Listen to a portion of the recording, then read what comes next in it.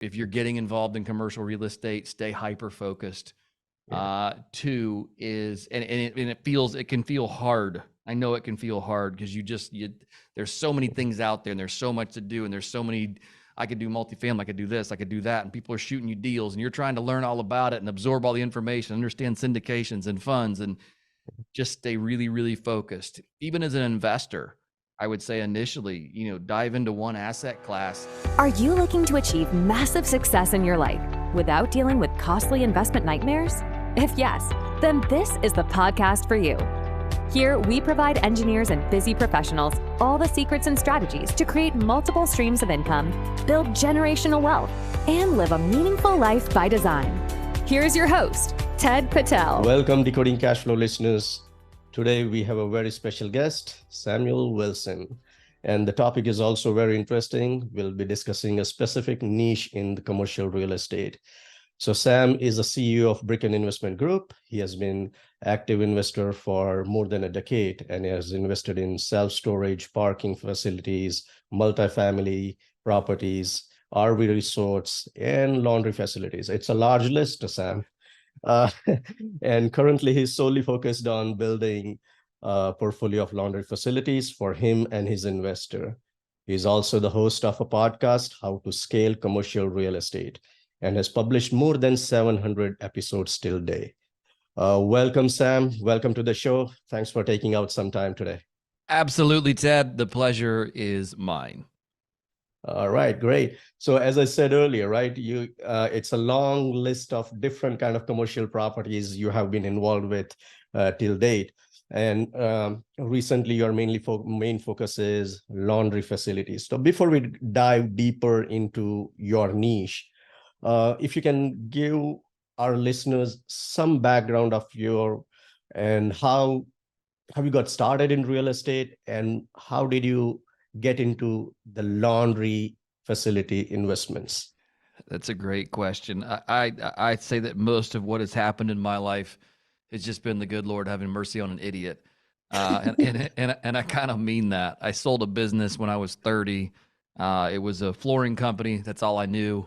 And I didn't know what to do next in life. I was 30 years old. I had no college degree, and I had money and time on my hands. And it was, what do I do next? And those two rarely intersect, where it's money and time. But coming from the background I came from, which was, we didn't grow up with a lot, you kind of tend to panic in that situation where it's like, even though you've got money, you don't know what to do with the time because you're freaking out going, gosh, I've got to get out here and figure out a way to continue to make a living and see more coming in. Yeah. It's kind of anyway. Where do you want to invest the money, right? You got to figure out where to put it. What do I do? Yeah. And I wasn't even thinking investing. I was thinking, hey, start more business.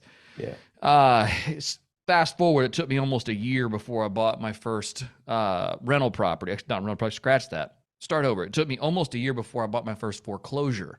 So one morning I saw a foreclosure coming up for sale, went over and checked it out. And 2 hours later, I was the proud owner of a new house. And again, growing up in the trades, I kind of knew what I was looking at when I looked at the house, and it needed a ton of work. It was knee deep in trash, but we made a pile of money on that. And I said, my gosh, I can do this once. Well, why don't we just keep doing this? Rinse and repeat. Rinse and repeat. Right. Yeah. So that's how I got started in real estate. And I took a few detours along the way, thinking there was some other stuff I wanted to do. But real estate just kept coming back up. So we really perfected the purchase of foreclosures at foreclosure auctions.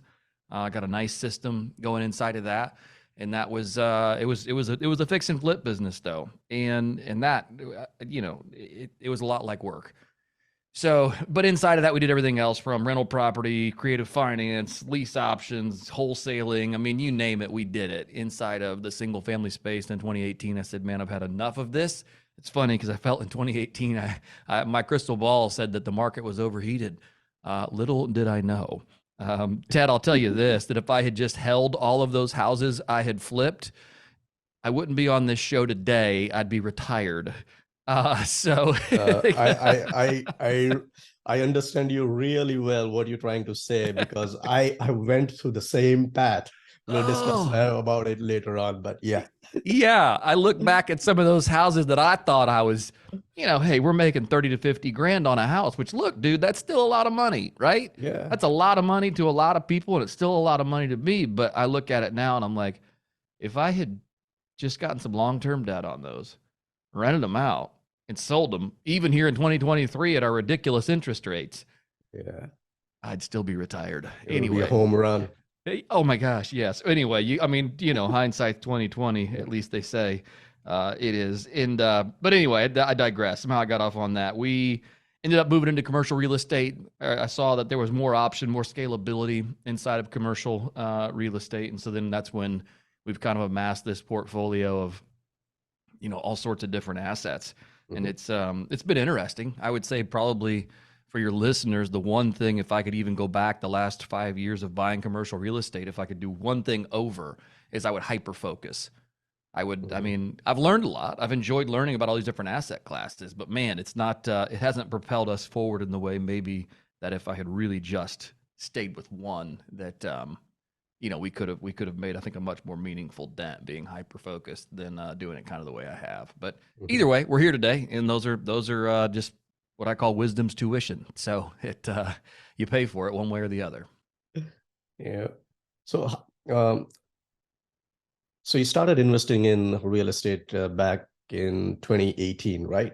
13. I did 13. All right. Yeah, so it's been a decade. So I did the first 5 years in single family, and the second 5 years has been in commercial real estate. Commercial. So in 18 started investing in commercial real estate. Yep. All right. So how did you get into the laundromat facility business? I'm much interested in, what happens? Did someone bring you the deal? You liked the deal? How did it started? Again, this goes back to my initial intro, is that it was the good Lord having mercy on an idiot. I needed to wash a comforter, and I walked. This is in 2018, and I walked into I found the closest laundromat on Google Maps. I went to it. I walked into it, and the place was disgusting. I mean, like, typical laundromat. This is what people think of when they think of a laundromat. Like, the lights are hanging down. The place is filthy dirty. Half the equipment is broken or says out of order on it. I mean, there's cockroaches running across the floor. You feel like you're going to catch a disease or get stabbed. You're like, oh my gosh, I'm just here to wash a comforter. What in the world is going on in this place? And I saw it as just a flip. Like, we're in the middle of, doing tons of houses and this and that. And it was still kind of legacy stuff wrapping up in 2018 for us on the single family side. I'm like, oh, this is just another housing flip. Like, we'll buy this. We'll renovate it. We'll put in new equipment, and I'll resell it for a profit. Easy peasy. And I asked the lady at the counter. I said, "Hey, you know who owns this? And you think they take a look at an offer on it?" She's like, "I don't know. Here's his phone number." So I called him, and 3 weeks later, we owned a laundromat. And that is exactly how I got into the laundry business. Was really just by complete mistake. And I learned a lot. That's one of the things. I got into it thinking it was going to be a quick fix and flip, make a buck, and keep moving. It was 10 times harder than I ever thought it was going to be to get one of those facilities, not just renovated, and more expensive. My gosh, to get one of those facilities renovated and off the ground, get it turned around, get it turned into a neighborhood fixture. We went in and did everything top to bottom like we would on a flip project. New lights, new floors, new machines, new payment systems, new employees, clean the place up. I mean, new signage, dumped a ton of money into the store. And then, so that was September of 2018. It's like opening a brand new laundromat. Exactly. It's exactly right. And in fact, I'd say it's harder than doing ground up construction. There's still opportunity in that purchasing of existing stores, though, which is still what our model is today versus ground up, and we can get into reasons why. But 16 months later, thereabouts, COVID happened, right? So this was September of 2018, so we had a year of 19, and then, March of 2020. So 16 months later, COVID happens. And all of a sudden, I've got this little business that's just doing really well. I mean, really, really well. We went from doing $4,000 a month to almost $40,000 a month at this single store. And I'm like, okay, so this thing's now making money and we're busy. And I hated this term. So just so you probably find out where my thought process is, but I hate the term essential business because it's like, which of us isn't essential exactly? But aside from that, they deemed us an essential business. So, Mhm. and our business did better during COVID. We did great. So here I Wow. am, everybody else is going home, everybody else is getting laid off or losing their jobs or their business are getting shuttered. And we just keep plodding right along. And I'm like, okay, we're on to something. So I really enjoyed that business and still just kept looking elsewhere for the next 2 years because we did great through COVID, but I really didn't get the message. Again, I'm a slow learner till about 2 years later. It was the end of 2022 when I started reviewing our portfolio. And I'm like, okay, I've got RV resorts, I've got multifamily, I've got this, I got that, all the things you mentioned. And I'm like, my laundry facility business is beating everything else out on a cash on cash basis 5-1. Well, Wow.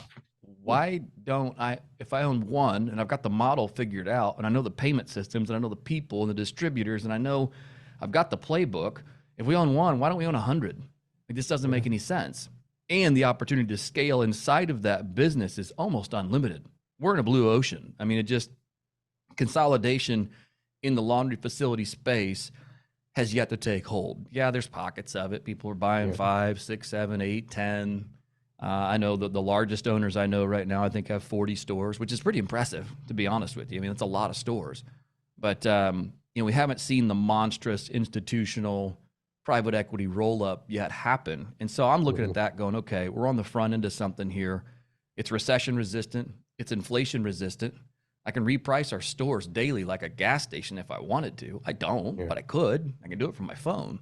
So it's like, okay, I'm on to something, and then looking just forward looking, going, okay, no one's predicting roses and sunshine in the US economy, right? They're not like, hey, man, Ted, I tell you what, dude, 2023 is just going to be awesome. We're going to see rent growth. We're going to see price appreciation. They're like, oh, crud, like cap rates are expanding. Interest rates are eating people alive. We don't know what's happening in the Class C market. There's an instability in the office space. There's not that optimism. And so looking at that lack of optimism and enthusiasm, prediction of recession, and I've got a business that behind food and shelter, the third thing most people want is clean clothes. Exactly. Okay. So why don't we grow that business again? It's like exactly what we're doing. So we've launched a fund and are buying laundromats really at scale now. So it's been a wild ride here in 2023, and we're having a lot of fun with it. And yeah, anyway, I probably prattled on for like 20 minutes there to your question, but hopefully that gives some Well, color. yeah, that was a good insight on, your first deal. And as you mentioned, right, your laundry facility currently is beating the other investment 1-5. Any other pros and cons you want to highlight about the laundry facilities versus any other businesses? Oh yeah, sure. One of the things that you'll get in some other asset classes, or at least that you can reasonably project, is appreciation. Yeah. So, in the laundry facility business, the only thing that's going to make that business appreciate is obviously, and this is true for any, even multifamily, it still trades on a NOI multiple. It's just much, much higher. Yeah. But because the debt is not as well understood, because the debt can be a variety of different debt sources, like on our laundromats, there may be, we may have debt on the building, we may have a different debt on the equipment provider. It gets a little bit less obvious to Mhm. an end buyer as to what that is. So they don't trade at the same multiples.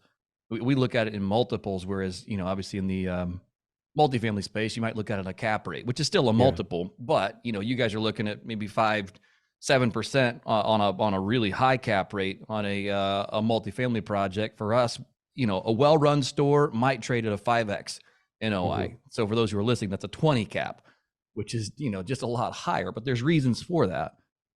So that's probably, and you asked, what are some of the challenges? Is that right? Yeah. Yeah. So Like, that's, for example, right, in the other commercial real estate, you just have let it run like a strip mall or multifamily.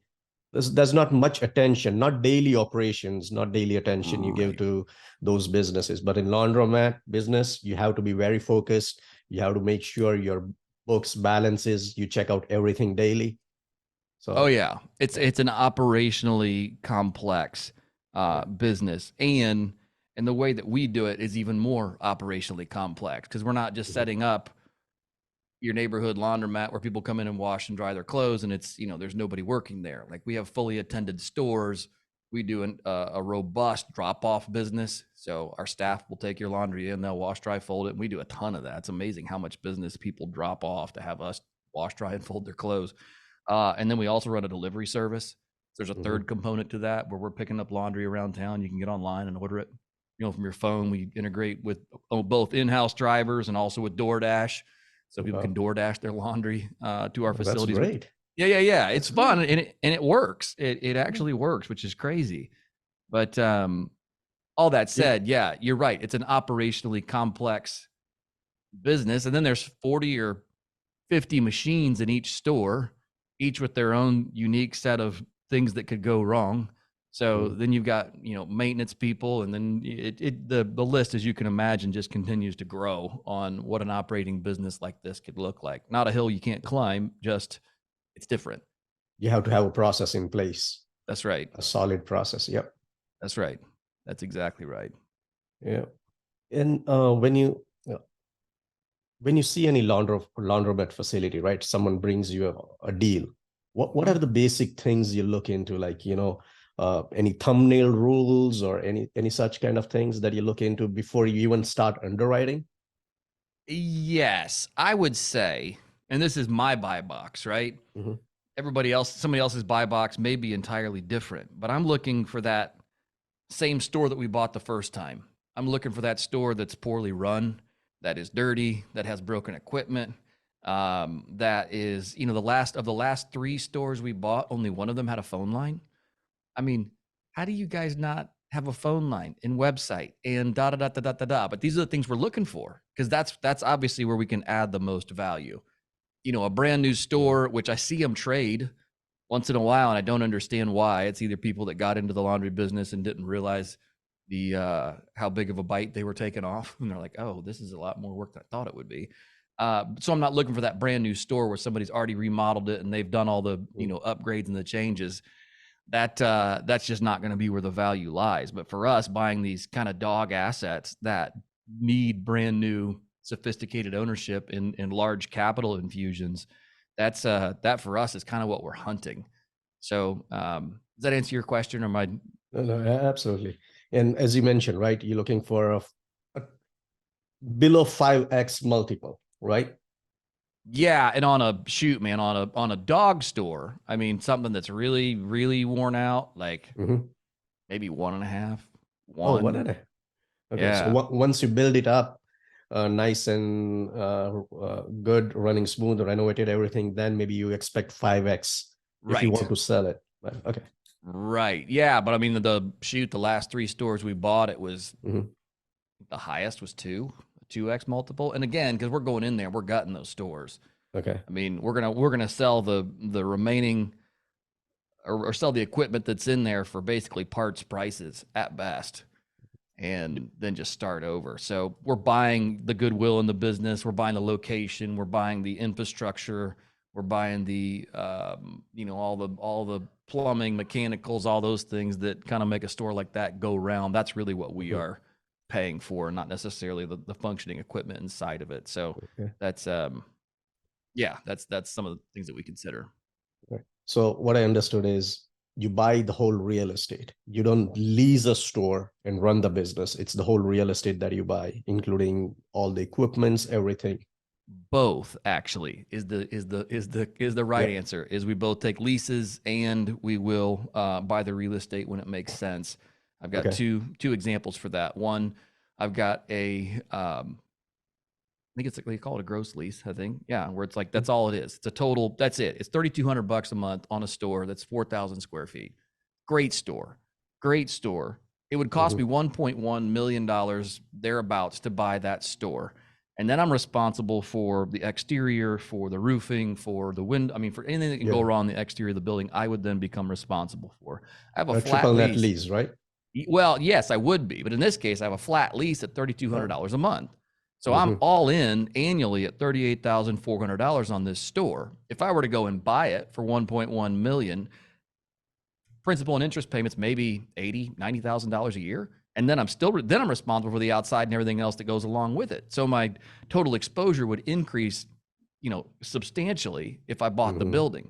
Where in this case, I can just get an amazing lease, and man, I'm I'm set. So I have no reason in a situation like that to buy the real estate. Like I have, this does not benefit me or our investors any to own the real estate. Conversely, we bought another building that, yes, I mean, it was quite the opposite, where it made all the sense in the world to buy the real estate, and so we did. So that's the and the price. Obviously, the real estate plays a lot into that, into what makes sense. But that's yes is the answer to that. We'll do both. Right. And how's the how does the financing work in this laundry facilities? Like, do you take bank finances? What's the ratio of financing? How much do you need to bring at the table in both the situation where you're leasing as well as buying the real estate? How does that work? So the financing on these, Ted, is well, it's one of the, I'll say two things. One, we are constantly exploring new ways that you can finance these. I can tell you what our experience been or has been up to date. One, obviously on the real estate, it's going to be traditional bank financing, 70, 80% loan to value, 20 or 25 year term on that, not a problem. And then of course we're bringing the balance of that in cash for the down payment. The business up till now, we have just paid cash for. So we've raised equity from investors and then we'll pay, because obviously those are valued differently. The real estate's going to be, we're going to pay for the real estate based upon whatever the appraisal is, and then, or whatever we've agreed upon, rather, I should say. And then the business itself, we're just paying cash for. And then when it comes to the remodel, again, and all the capital expenditure outside of the equipment, again, we're funding in cash. And then when it comes to the equipment, we are financing that through our manufacturer. So your manufacturer, generally, whoever it is, and there's 3 or 4 major players here in the States, will have their own financing arm. Laundromats have a 95% industry-wide success ratio. So manufacturers are more than happy to underwrite and then finance their equipment sale to you. Obviously, I understand that they get to charge more for the equipment because they're financing it, and then of course they get to make money on writing the loan for it. So it's a win-win really for them and for us. Equipment loans right now, and that's going to be one of your biggest, outside of the cost of the real estate, one of the biggest expenses that you incur.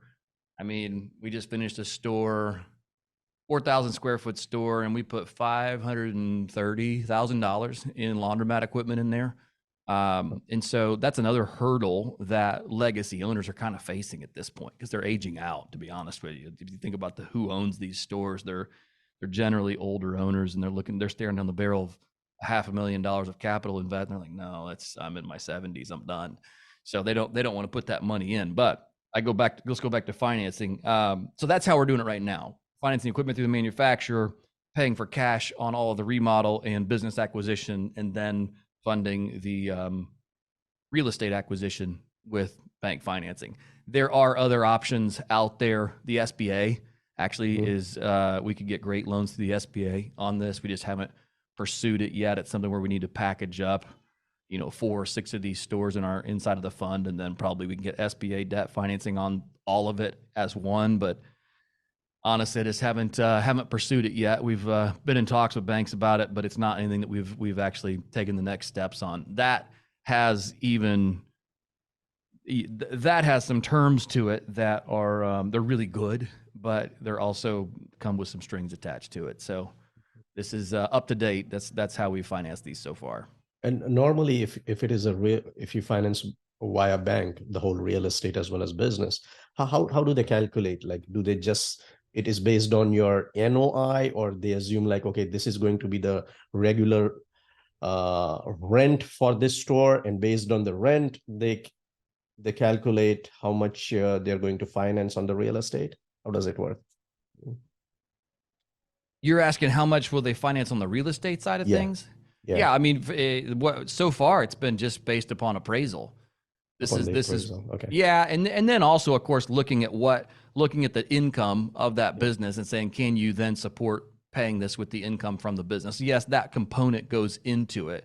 But up to date, it's just been underwriting, and we guarantee. Unfortunately, everything we do is 100% guaranteed by me. But there's no way around that in what we're doing right now. So that said, yeah, I mean, they're getting personal guarantees from me, but then also underwriting the value of the real estate, and then also, probably third place, looking at that business and seeing if it can support that debt payment.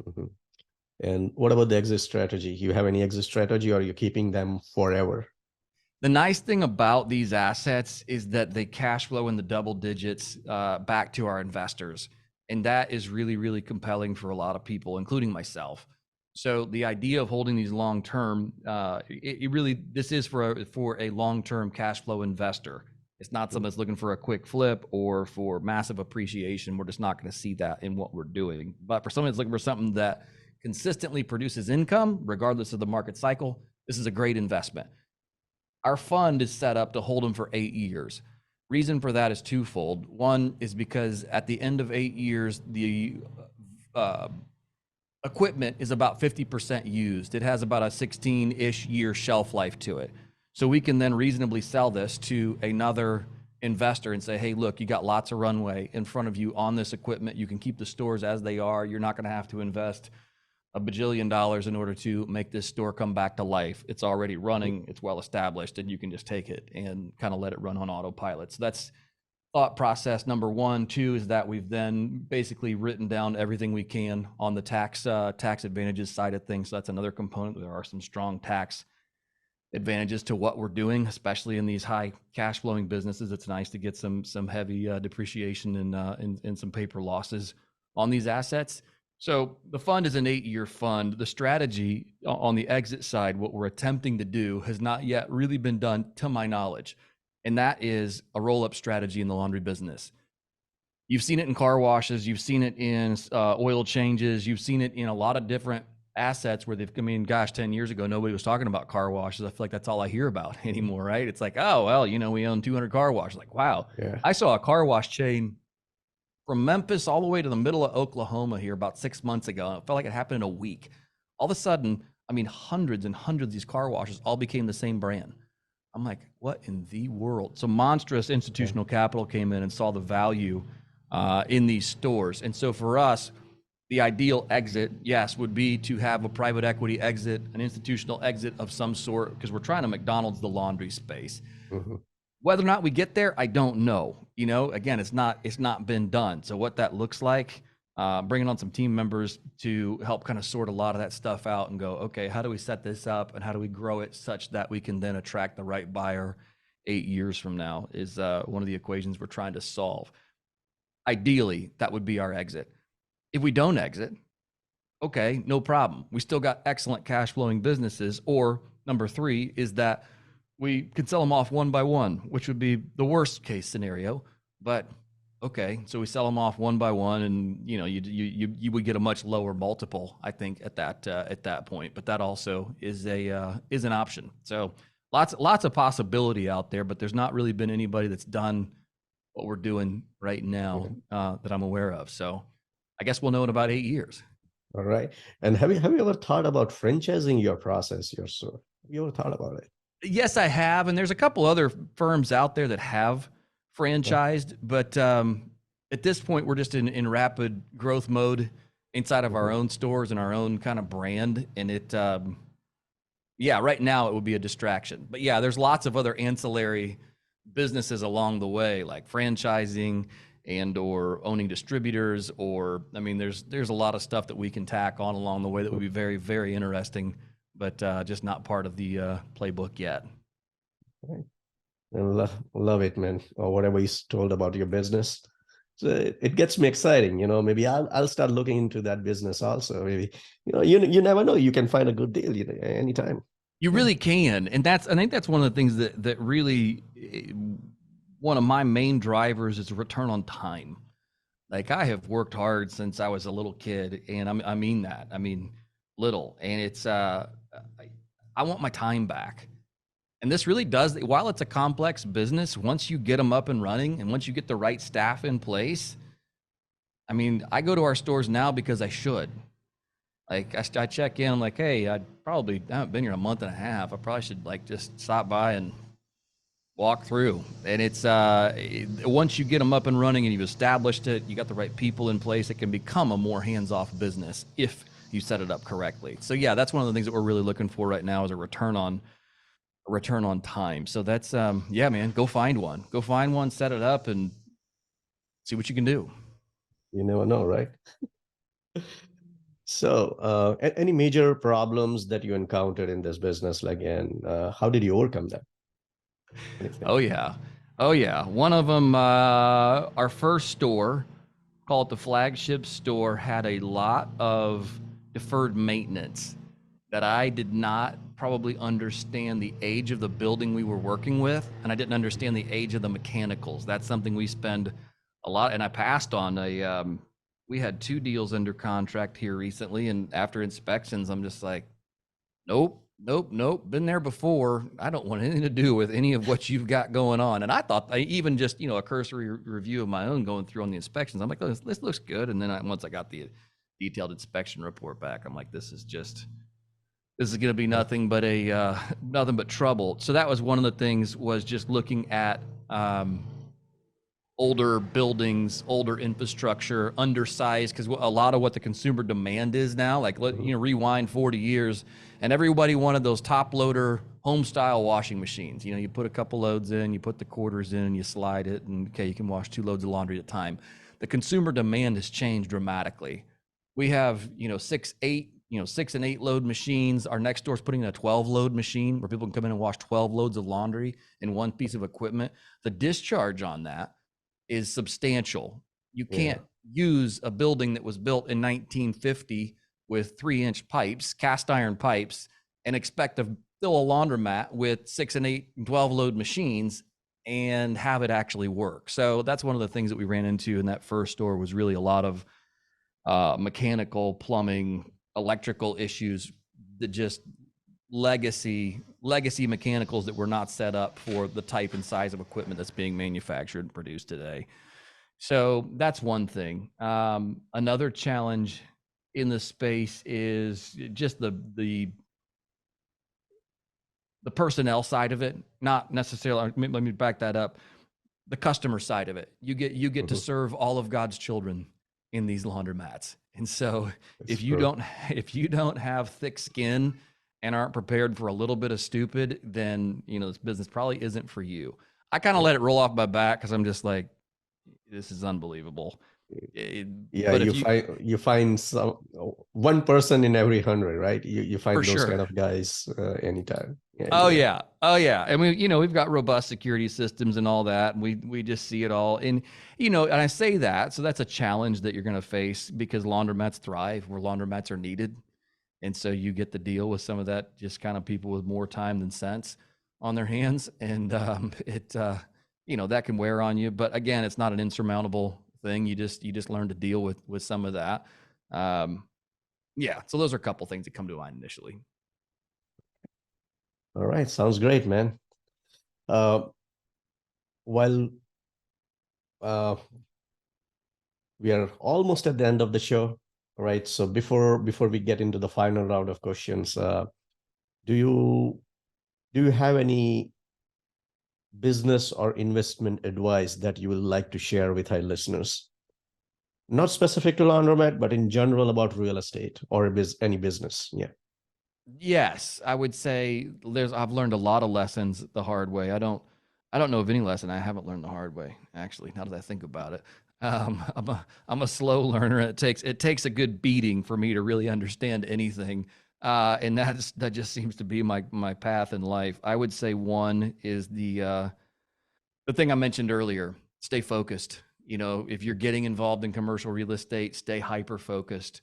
Yeah. 2 is, and it can feel hard. I know it can feel hard, because there's so many things out there, and there's so much to do, and there's so many.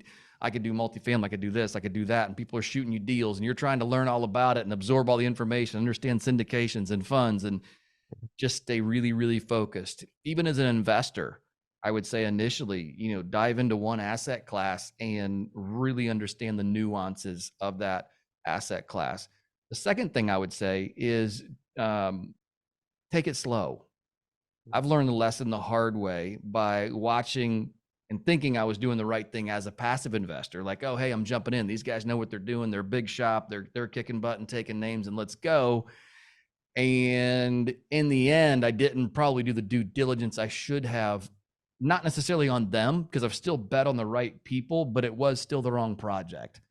So it was the project that maybe they didn't have the expertise in that particular type of project they were taking on that maybe I should have required as an investor. And so because of that, and again, I've not lost enormous amounts of money yet in those deals, but they are certainly years behind on projections.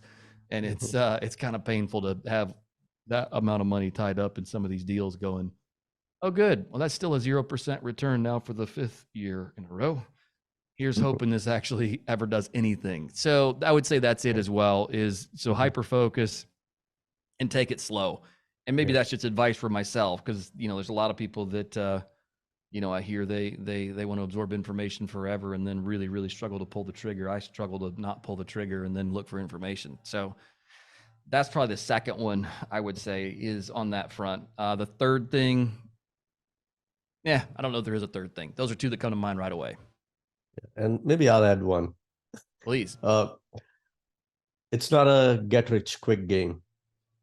You know, it's a long run haul.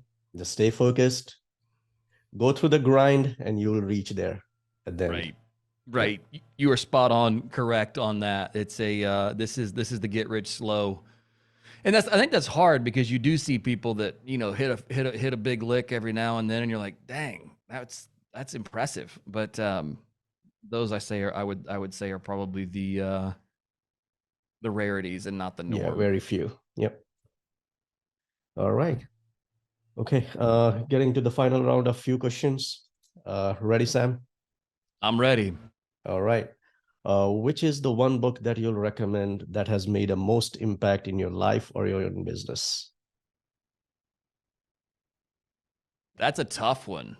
One book, life, business. Life or business?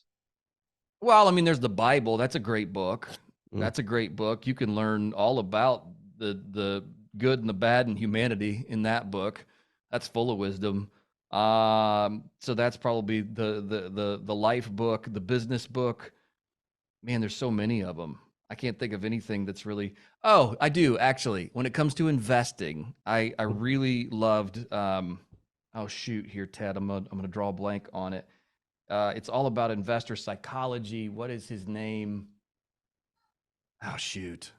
Gary Keller. No, it's an investor psychology book. He's a big Wall Street writer, and he talks about how people traditionally invest at completely wrong times. He just goes, it's Mastering the Market Cycle by Howard somebody. Mastering the Market Cycle. There you go. That's the name of the book. And it's just really, really insightful. If you want to read that, if you are raising capital, it's a good way to understand what your investors are thinking. If you're an investor, it's a good way to get out of your own way.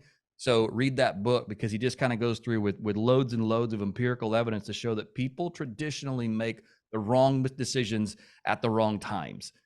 The whole, you know, dog pile idea of like, oh, everybody's investing in multifamily. Well, it's late 2022 and we should still be just pouring hundreds of millions of dollars because they paid 90 million for that one. We can certainly pay 100 million for this one. That seems to make sense, right? And it's like all of a sudden you start to see the pain in the market here in 2023 is some cracks in the foundation start to show up. It's like, oh, wait, like just because everybody else is doing it doesn't mean that we should be doing that now. Let's back up and take a really, really in-depth look at exactly what we're doing and see if this makes sense right now. So I think that's a great book just to understand how we as humans are wired and think. So Mastering the Market Cycle. And also to add on that, right? You know the Warren Buffett quote: "Be scared when everyone is greedy. Be greedy when everyone is scared." That's right. That's exactly right. That's exactly right. All right. So, how would you like to give back to the world? That's a good question. Two things. One is that we really use our laundromats. And I know this is going to sound like I'm selling my wares, but we really use our laundromats as community resources. So, and that's one of the things that's really set us apart. So we've kind of got this really cool mission tied into making money. And I love that we get to have the intersection of those two, because laundromats are neighborhood facilities. Like these are things where we get, you know, in our stores, you'll get 4 or 5 languages being spoken at the same time. People are working, you know, side by side. Hey, you done with that machine? Trying to being courteous and kind and taking care of each other. But inside of that, we've turned all of our laundromats also into little libraries. So they're lending libraries. You say, okay, what do we need more books in the world for? Well, you need a lot of books in the world because, a lot of times kids will come into these stores and they're all that, staring at their devices. Their moms are trying to figure out what to do with them. So one is having a big literacy push in our laundromats. It's really cool to walk in there and actually see parents reading to kids. That's fun. That's good. Yeah, absolutely. Like, man, that's great. You're not staring at your cell phone. So we do literacy efforts. We partner with other organizations and churches here in the city to do free laundry nights. So we'll do it at cost, where they'll be able to come in and they'll do like a seniors night, or they may do people on Medicare night, or they may, I don't know what all the nights are because I'm not directly involved in those community engagement efforts. But it's one of the things that we really do inside of our stores is making sure we plug in with the communities. We do school vouchers for kids that come to school stinking. I mean, I'm serious. Like truancy and dirty clothes go hand in hand, because if you're by the time you're in fourth grade, you understand if you stink or if you smell badly. And so we work with school counselors to hand out laundry vouchers to families that maybe should just get a little, hey, over here at Ellie's Laundry, here's a card. There's $20 on it. You can discreetly go wash all your clothes with your kids, and no one knows, because everybody else in there also has the same loyalty card that they're swiping on the machines. So that's something else that's a part of the way that we plug back in here in the community. We do free holiday photos, so you get Easter bunny pictures, Christmas photos with Santa. We do a lot of fun stuff like that at our stores that really draws the community in. And I think that's been a lot of fun to see that and see the community's reaction from it. I mean, again, this is serving a demographic that isn't used to being served in this way. So there was somebody that posted, so this is my classic example of the community now that's behind what we're doing. Somebody posted something negative somewhere on social media. I think it was next door. And the woodwork, people came out of the woodwork like, wait, you don't know, that's our store, that's our corner, blah, blah, blah. It was like 40 replies. I was like, and somehow another Elizabeth or one member of a team got on there, was like, hey, look, we can take care of whatever the problem was. You just let us know. But there was literally over 40 replies of people in the neighborhood saying like, well, you don't know what you're talking about. I was like, wow, this is just a little, who knew that people could be so passionate about a little corner laundromat. So I think those are, anyway, that's probably 8-minute question or 8-minute answer to your 1-minute question. But those are a lot of things. It was a great answer. Love it. The things that you are doing to give back to the world. That's really nice. Awesome. Thank you. Appreciate it. Yep. And one last question. How can Decoding Cashflow listeners get in touch with you? Absolutely. The best way to do that is to go to Bricken, Bricken, investmentgroup.com. You can learn all about our clean laundry fund there and what we're doing in the laundromat space. And go to brickeninvestmentgroup.com. There's lots of resources there for you to download, review. And then from that, obviously, you'll get opportunities to get in touch with us and learn more about us if that's something you'd like to do. All right. Thanks a lot, Sam. It was nice to have you on the show. Thanks for taking out some time. Absolutely. Thank you, Ted. Appreciate it. All right. See you next time. Thanks. Bye. Thanks for listening to Decoding Cashflow, brought to you by Aster Capital. If you found value in this episode, then please share it with someone who you think could benefit from it. And make sure to act on what you've learned. If you want Ted Patel to personally help you reach your goals, then feel free to set up a one-on-one call with him. Also, visit us at astercapital.com for more free resources. Content of this podcast is for informational purposes only. As always, please consult your own advisor before making any investment decisions or setting a course of action. Thanks again for joining us on this episode of Decoding Cashflow, and we'll catch you in the next episode.